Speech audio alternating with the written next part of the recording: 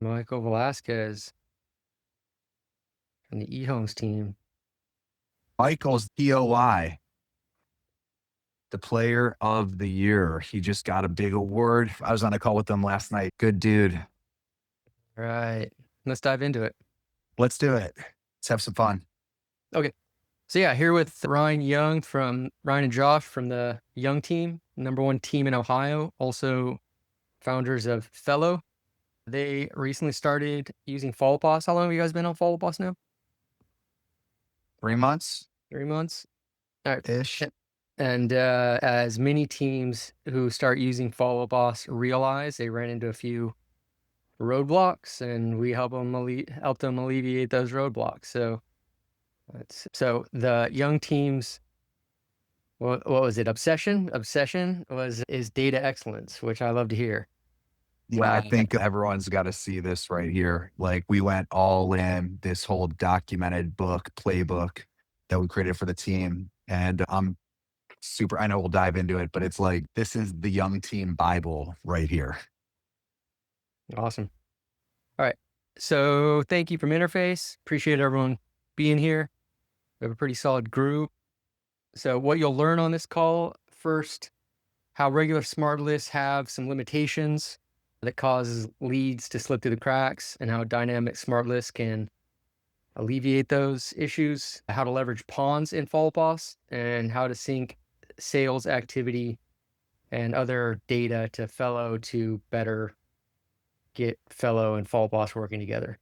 So this will run 30 to 60 minutes, depending on how many questions there are at the end. I'm going to stick around and answer questions as long as necessary. Type your questions as you think of them. We'll get to them either real time or at the end of the call. Get out your notepad, start writing things down. And this is being recorded. We will be sending it out after the call. You know, who am I? Why am I here? Why should you listen to what I have to say? I started my career as a real estate agent in 2007. Best time ever to get into real estate. So when the market collapsed, I ended up playing online poker professionally. Online poker is actually a very similar skill set to data science and analytics. It's just automation and data. So I transitioned into data science and analytics. After that, got hired as the database manager for the top selling real estate team in San Diego at the time. I got promoted to chief data officer and started building out all this cool stuff, and then ended up starting a company out of it. So what InterFace does, first, we started as an automation workflow platform, kind of similar to Zapier, but built specifically for Follow Boss. We recently launched our drag and drop web form builder, which is kind of like Google Forms, but we embed the forms directly into each Follow Boss lead record. And we're very close to launching our analytics platform. Ideally, we're going to have that ready by the end of the quarter, which is going to have conversion ratios and leaderboards and lead source ROI reports. Essentially, you'll be able to feed in all of your raw Follow Boss data into our platform and build out whatever reports you want from it. So that's going to be pretty awesome. And now we have the Young team. I'm going to hand it over to Ryan. You know, it's funny. I was talking to Daniel, and I'm super excited that I'm actually get to do this with my brother Josh on the call, which is cool because a lot of you guys know me through the Fellow lens. Something I'm super proud of is our real estate team in Northeast Ohio. We service pretty much all of Greater Cleveland, Akron, and Canton. We've got an amazing team. We have about 15 agents. We sell about 500 homes a year. We're a little bit, I would say, different from most. We're very listing based. We're about 65% listings. You know, we're not a portal team. We don't really do the buyer leads, the flex thing. We've just built a really great database, which ultimately has been kind of the brainchild of spinning up Fellow. And one of the things that we realized was me and Josh were on a call maybe 6 months ago. And, you know, in Fellow, we expose all this data, people listing their homes without you and transacting and, you know, lost opportunities. And we just didn't have like a really clean sense of like inputs, which was throwing off all of our outputs. And, you know, Daniel mentioned dashboards and being able to look at reporting. Well, it's kind of garbage in, garbage out. And I was getting really frustrated because we have this big database and we wanted to, you know, get more out of it and we wanted to learn from it. But when ultimately you don't have hygiene, it's really hard to do so. So we had some limitations with the past CRM that we were with. we thought Follow Up Boss was the best opportunity to plug in other platforms like Fellow, which is a big part of our team strategy, but started to expose some of the limitations that we were running into in order to be able to actually extract all this data that we were looking for to run the smart list and automations. And I posted something in the FUB group, and someone connected me with Daniel, who I've known for a while because he also works with a lot of other fellow clients, and really excited and really encouraged about the direction we're going. It's starting to create a lot of clarity in our business. And as you can imagine, when you're selling $180 million dollars a year, $175 million dollars a year, and you have a massive database of about 80,000, a couple percentage points swing in the right direction really helps the profit. This is really kind of our opportunity to talk about some of the things that we're doing together collectively on how we're, starting to build for the future within our database and with some of the things that we're building with Interface. You want to dive in a little bit more on what Fellow does? Yeah, sure. Super simple, kind of high level. Fellow basically takes your database, it syncs it into our platform, it enriches it with a bunch of data. So first thing we do is we kind of find all the homeowners in your database and we identify how long they've been in their homes or if they're on the market or the type of equity they have in their homes or the interest rates, et cetera. And then what we do is we start automate messaging to them, predominantly email based. And so we start creating all this engagement within your database, and then once we create the engagement, we surface that information to you for you to have conversations with homeowners every day in your database. And then we start to show you in real time the data, which has really exposed a lot of holes in our business. So we actually surface to you every day anyone in your database that's listing or selling their home and now even buying their home with or without you. So it's been a fun journey, and we've got a lot of really cool stuff coming over the next 6 months that I'm excited to share about. You'll start hearing over the next few. Yeah, and I think you have something starting early March. Yes. I think there's some fellow users I saw on this call. And if you are, I hope that you are getting in on the 30-day challenge that we do. So we've done this now. This is our third year. We'll give away $100,000 in cash. It's basically 30 days to kind of get in, with your team. And we have this whole competition about setting appointments, converting those opportunities. What's really cool is we have an additional challenge, which is a $25,000 team leader challenge. For the team leader that participates and sets the most amount of listing appointments, they're actually going to get $25,000, but they have to spend it on their team. So whether it's on a vacation or a night out or a shopping spree, it's a lot of fun. And I've participated with the young team over the last couple of years. Josh participates, but it's really nice to get back in the trenches with our agents for 30 days. And the crazy thing about it is, like, when you look at the profitability that it produces in like June, July, and August, we absolutely crank out profit during those months because it is you just put so much, you sprint for 30 days, and it's crazy the trailing revenue and profit that it creates. So go to Fellow 30 DC, fellow30daychallenge.com, Fellow 30 DC. Every day there will be webinars with thought leaders in our industry. Last year we had like every big CEO of every brokerage, and it's all tactical and call nights and all kinds of fun stuff. 30-day sprint, helping us get more out of our database, helping us set more appointments, and ultimately become more profitable. Awesome. All right. So now we're going to dive into how we're getting Fellow and Follow Boss to work as well as possible together. So the one of the first things we did was the timeline. So can you go into, you guys decided to use a custom field for timeline instead of the regular timeline in Follow Boss. I think it's because the regular timeline in Follow Boss isn't customizable. Josh, why don't you jump in on this? Mm. Daniel, that's exactly right. It wasn't customizable. And one of the things that Ryan and I looked at after having been on so many different CRMs was it's really tough to dictate what we want for our business if it doesn't make sense for the way we run our business. It's also really tough from the agent perspective to get them on board. And so having something that we were able to customize was really important because it meant that we can internalize it. And with that, it's like understanding, talking about like top of funnel, how far out are these people from actually transacting was super important. And so timeline was one of the natural starting spots for us. Awesome. And so One of the things that we can do with interface is we have triggers based off of when individual fields on the lead record are updated. And so to get it, the custom field working kind of similar to how the regular fall boss timeline field works is we're populating the original date that that field is populated. And then every time that field is updated, we timestamp a custom field. And so they can track when the original timeline was set. And then as the agent adjusts that timeline, we can track the most recent update. So the young team members and agents are very optimistic, right? They talk to a client and they want to lean into essentially what they want the client's motivation to be versus actually asking great questions and really understanding what their real motivation is, right? And so what we've observed is that we have a lot of people in this time frame is hot that have been in there for way too long. Okay. And one of the things that I've seen as we've scaled Fellow on the other side is we do this thing called forecasting. And what forecasting really helps us do is understand what does our future pipeline really look like over the next quarter or two.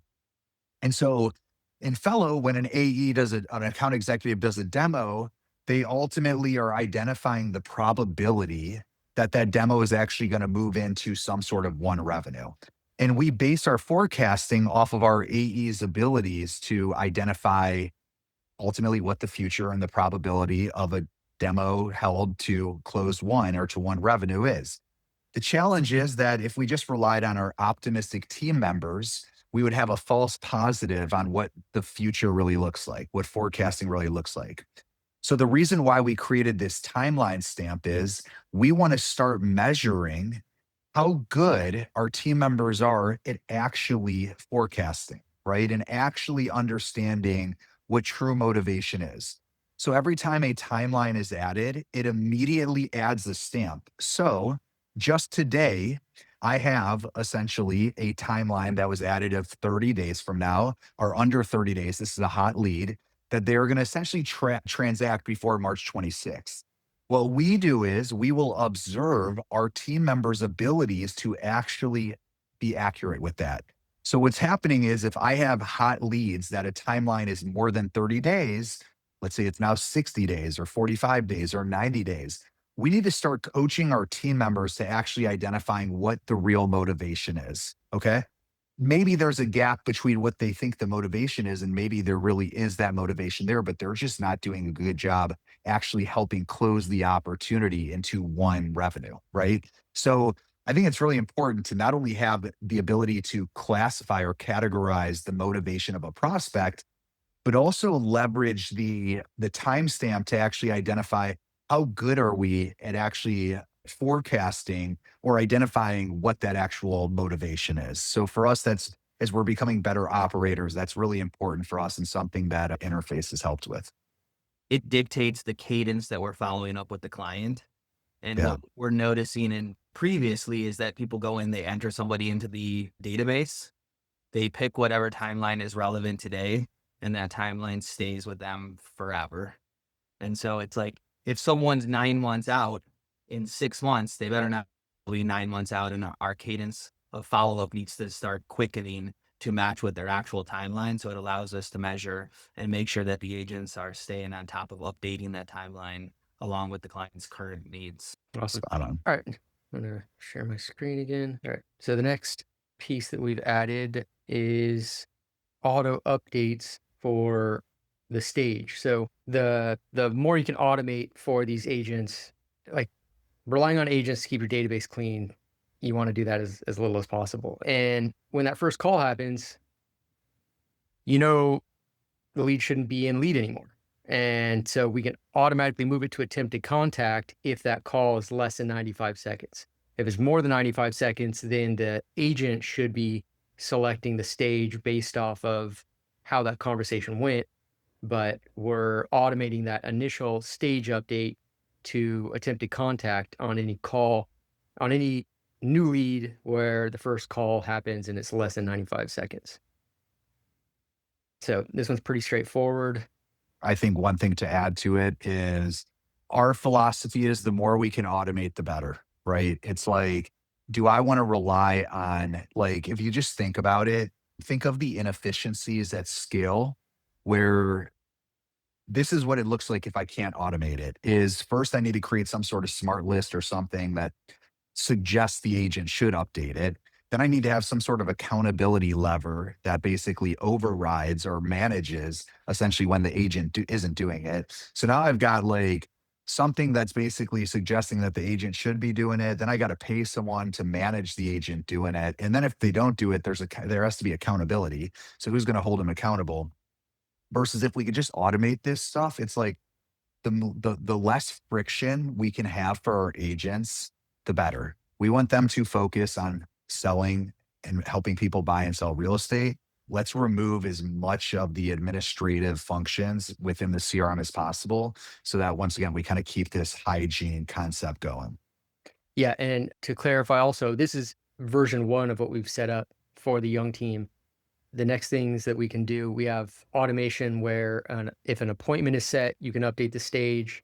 We also can send a text out after the appointment that has a link where the agent can fill out a form saying what happened on the appointment, and then that can update everything in Follow Boss. That's And then we awesome. have forms for each stage of the sales pipeline. So as it gets like listed or pending or closed, we have a simple form system where agents can fill out the form and then everything in Follow Boss gets updated. So those are some of the things that we're going to be building in the future. And we'll probably be doing another webinar at some point going over that stuff. Okay, so here's another thing that's unique to fellow users. So in Follow Boss, there's the relationship, which is, I mean, people, if you go in the Follow Boss Facebook group, this is one of the hot topics of, do you use relationships? Do you create a contact? And the way you want to explain how Fellow works and why relationships aren't ideal for fellow users? Yeah. So what relationships do is they bury the contact. The child call it the child parent relationship, right? So you have a parent contact with a child underneath it.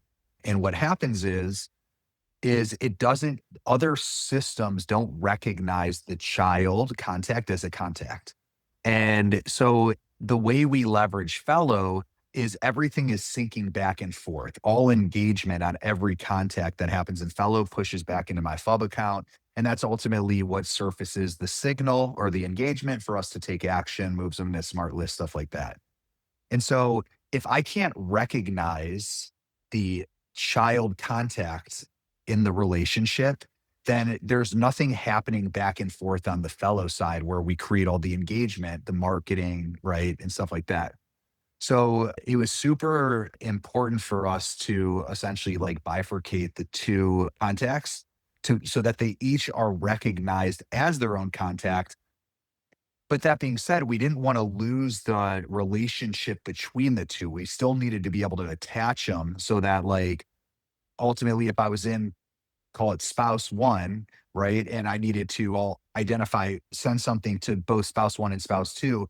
I needed the ability to actually have them still connected, but then both recognized as individual contacts. Yeah. So essentially what we did is we created automation to go back through all the contacts that have relationships and take the relationship and create an actual contact for it, and then put the link to the primary contact in a custom field on the relationship, and then vice versa, put a link to the secondary client, we'll call it, on the primary. And so if you're in the primary contact, you can easily click over to the secondary. And then if you're on the secondary, you can easily click back to the primary. And now you have a contact, for every person in your database, which can then sync to Fellow and have Fellow do its magic. 100%. And I'm just curious because this is something we struggled with. Like me and Josh went back and forth with Daniel and Mahir. I like the relationship concept and I love the ability for, people to be attached. But it's just that unfortunately, without them both being recognized as their own contacts, it creates some complexity. The other challenge is, you know, I think most of us would make the assumption that relationships are like spouse and spouse, right? But really, there's a lot of times like it gets pretty complex. We have scenarios where we have like spouse and spouse, but one of those spouses is in business with business partner A and they've invested in real estate together. And so it's like all of a sudden it starts to become this tangled web of like who's in the relationship, who's not in the relationship, who is the parent, who's the child. And so the only way for us to do that ultimately, like I said, was to kind of decouple. And then like ultimately we have like relationship one, relationship two is a way for me to move back and forth amongst contact to contact and what their relationship is. Okay. So the next thing that we implemented was activity tracking for calls, text, emails, and connections.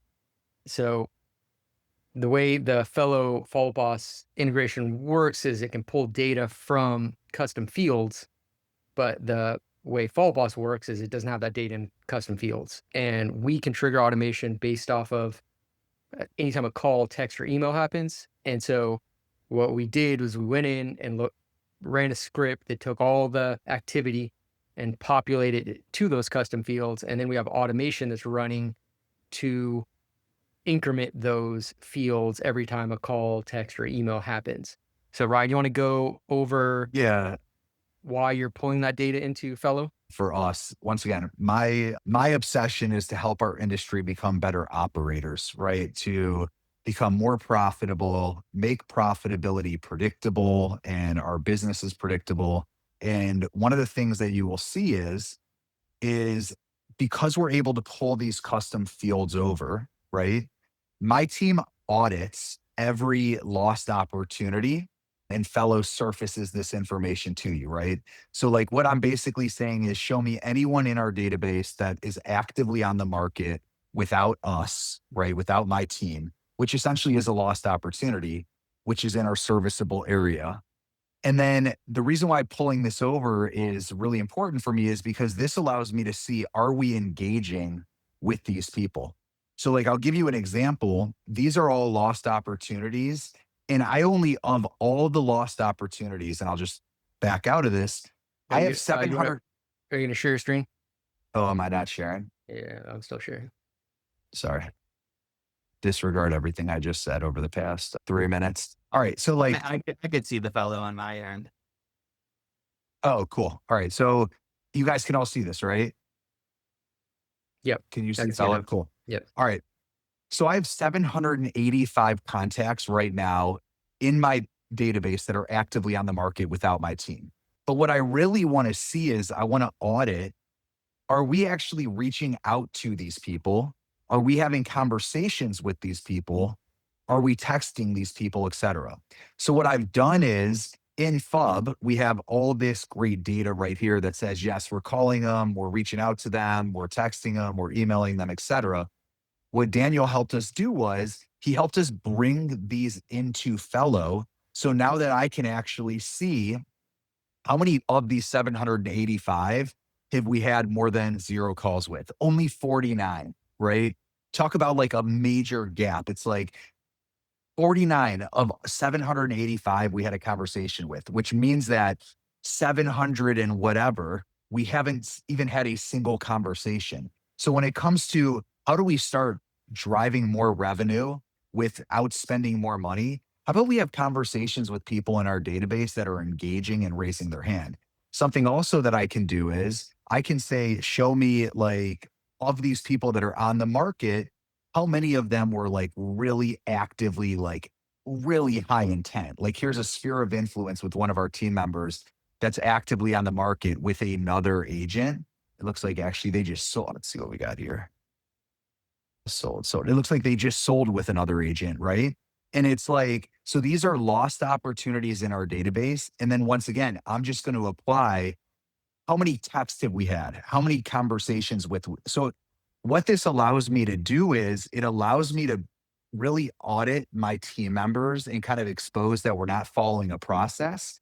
And then when it comes to distribution of opportunities, it's a lot easier for me to say, you should be getting opportunities because when, even though we're losing opportunities, you're still following our process, which then we start talking about skill set, right?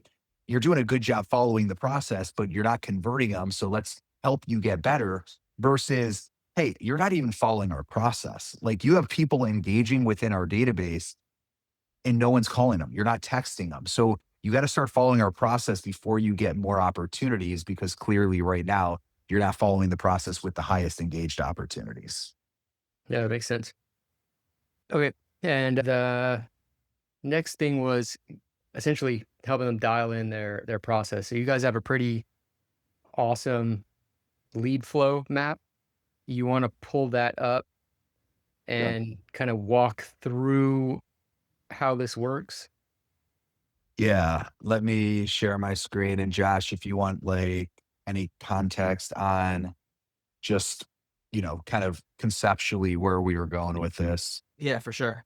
I think like just tying in what you guys were just talking about with the process, right? Was like, are we following the process? Well, if we don't have a clear process, who knows? And for us, I think, as Ryan will walk through this, one of the big things that we were realizing was that there wasn't a clear enough process. And then oftentimes if the process was not followed, you'll end up with people that are sitting and attempting contact 6 years later because they never picked up the phone. And maybe they never picked up the phone for numerous reasons because we called them once in the first 90 days, or because we called them 12 times and then forgot about them. But it was much more along like, how do we conceptualize putting together something that is straightforward for our agents, for our inside sales team, where it's like we can approach people aggressively up front. And if they don't respond, we can accept that they don't have intent to buy or sell in the meantime, and then put them in a place where we can then use Fellow and other companies, Real Scout and Interface and all this to create them, put them in a position to re-engage and raise their hand. But it all is about documenting a process so that everybody actually knows what they're supposed to do and then being held accountable to it. Yeah, and I think something super important is so we run an ISA model. So like we basically broke it down for like all new leads that come in that are unassigned has a journey. All reconverted leads that are unassigned, meaning we have about 60,000 contacts sitting in ponds. And what happens when someone in a pond fills out a form in Fellow or in Real Scout? What should that journey look like versus just a brand new lead that comes into our website or comes in from through another channel? Then we have the other kind of end of the spectrum is assigned agent. So we also have leads that come in on our website where they're actually going onto an agent's page on our team and they're saying, I want to actually have a conversation with an agent, with this agent, with a certain agent, or they go do an open house, right? And so we have like an open house lead that comes in. And so we basically have like 5 different journeys, which is an unassigned lead, which is either a new lead or in a pond, and that goes to the ISA team, or an a lead that essentially is directed to a certain agent. And I think it's really important for us as we broke this down. These are the 5 different, and they're very similar journeys, but these are like the 5 different buckets that have slight nuances that it was really important for us to kind of like articulate to our team and walk them through the differences between where they are different. And one of the recommendations I would make is what we did was we actually simulated with leads coming in and with previous leads that recently came in. And we said, okay, if this lead was to come in today, what journey would they flow in through? And what would that movement look like? And does this make sense? And what we found was as we started simulating, there was a lot of gaps, right? And there was like a lot of kind of like leaks. And so it was like, okay, now we got to a point where we simulated enough leads where it was like, oh, this is very logical. This makes sense. We can automate this. We can create accountability behind this. And it was just like a really nice way for us to present to the team. This is what it looks like when you are a brand new lead. This is what our expectations are as they move through the map. A lot of our team members look at a lot of the stages in our pipeline as what we would consider a parking lot, right? And we had to keep reminding them like, these stages are not a parking lot. A stage is something for you to pass through as you ultimately identify more information until we get to a place which we call evergreen, which is a parking lot. And so one of the reasons why I think our industry accepts such low conversion is when you think of database hygiene and you think of a lot of these stages are so bloated with contacts that aren't actually motivated, or we don't really have visibility into what their real motivation is, they're actually diluting our effort that we should be investing in the contacts that are supposed to be in there. And so the young team, we found that there was just a lot of leads sitting in random stages and they weren't moving through appropriately. And we're already starting to see like very early signal, like leading indicators of like, here is the people you need to be having conversations with. Let's automate the people that shouldn't be in here out of here. And like, I'll just give you one other example because Fellow identifies active listings in our database. There's some times where we have a hot seller that we went on, it's sitting in appointment met. We went on the appointment. They're classified as hot from a timeline standpoint, and they end up coming on the market with another agent. And while that really sucks, right? It sucks to lose that type of opportunity. We automate that contact and move them to a stage called monitor because I don't want my agent diluting his hot pipeline or his appointment met pipeline with contacts that are no longer available. So we automate that person and move them into monitor. And if that person is unsuccessful selling their home, then they move back into a stage that flags it to say, hey, this was an opportunity for you. We lost this opportunity, but they were unsuccessful. Now's the time to reach out. On the flip side, if that person sells their home, okay, then what Fellow does is it actually archives their address and then enriches to find where they move to. And we move that contact into what we call evergreen, which is kind of like our parking lot. And we start focusing on getting messaging to that person at their new home. And I'm looking at lifetime value of a customer. And I'm looking at, even though we lost them on this opportunity, how can we win them in 3 years, 5 years, 8 years, whenever they transact again? So we're moving these people through our pipeline and making sure that it's all automated based on actions that they take, whether it's listing without us. And then when they sell, now I'm focused on, hey, we lost this one, but we're going to win it back in 7 years from now when you're ready to list your next home. The other piece of it that's nice, Ryan, is with the automations, is Evergreen isn't actually a parking lot. It's an active stage where it's like we're talking to people that, for us, it's quarterly. But what's really nice is through their activities on Fellow and other platforms, if they start liking properties or start checking out their home value more frequently, we can actually trigger them. They look like hand raisers. And so it's like they might not have said it to us yet that they're ready to sell, but their actions are saying that something about them is starting to become more interested in real estate. And so it allows us to kick it into a more active, it doesn't change the stage, but it changes the follow-up cadence or the smart list that we use so we can start engaging with them. We really are trying to leverage the data to help us make better business decisions. And so, like, for example, I have a lot of out of state homeowners that got flagged in our database because a buyer lead comes in over the past however many years, and we ultimately find their address and we identify that their address is out of our serviceable market or out of state. And all of a sudden, then we get notified that that out of state homeowner lists their property, right? Like we have a notification that ultimately sends to the agent, the assigned agent that says, hey, this person just listed their out of state market. See if their plans are still to relocate to Northeast Ohio. We do generate a lot of organic inbound buyer leads. And it's like if you get an organic inbound buyer lead from an out of state homeowner and then all of a sudden they list their out of state home, what does that suggest of a intent on the buy side, right? So the goal is how do we keep our databases dynamic and kind of fluid so that it's like constantly moving and changing and updating. I posted in the FUB community, like Daniel's a wizard at this stuff. Like I see it more on the Fellow side. The FUB side is a little bit more foreign to me, naturally spending the last 3 or 4 years in Fellow. But it's like I was getting really frustrated because I had all these ideas on ways that we could create automations and notify the team members and move people through. And I was just running into some roadblocks. Daniel's really kind of like lifted those. Yeah, awesome. And that's a good segue to the next piece. So I think the main roadblock that you guys were running into that led to us working together was the limitations around smart lists. Josh, why don't you take this? Sure. I mean, so basically, like the whole idea of what we were trying to do is attack the opportunities as they were coming in aggressively and accept that if we did everything that we were supposed to up front, that they're clearly not showing that they have intent. And so for us, it was one of those things where it's like, how do we understand having the dynamic smart list? We've used tasks previously in other CRMs, and it's like, if you go through them, there are tasks sitting there from months before that were never checked off. It's just not a smart way for us to stay on top of things. And the ability to have these dynamic smart lists based on if you actually have a conversation or not. I was working with one of our agents earlier today, and it's like, we talked about the evergreen. It's a quarterly follow up. And if you call someone 4 times a year and they don't pick up, it's an entire year that Mhm. you don't actually speak to this person.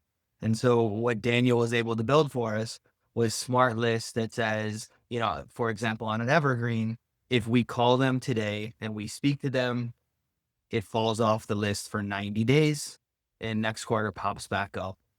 And if you call them today and you don't speak to them, I think it pops off for 21 days and then pops back up. And it's really nice for long-term nurture, but it's also even more important with new opportunities where our new leads are on a every 4 hour, 3 times a day cadence. And the ability to, it's like, if you speak to them, move them to a different list based on the stage. And if you don't speak to them, know like they're going to get followed up again very shortly. And if it's not by the ISA on call right now, maybe it's on the next ISA or another agent. Having dynamic based on the actual results was super important for us.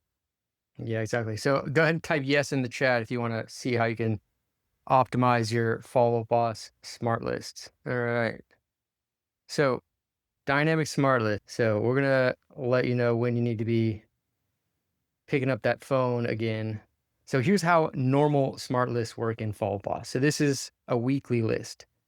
Typically, smart lists in follow boss are based off last communication. So what that means is whether you call, whether you have a 5-minute call or a 30-second call or it goes to voicemail or the agent sends a text or the agent sends an email, is always going to drop that lead off for 7 days.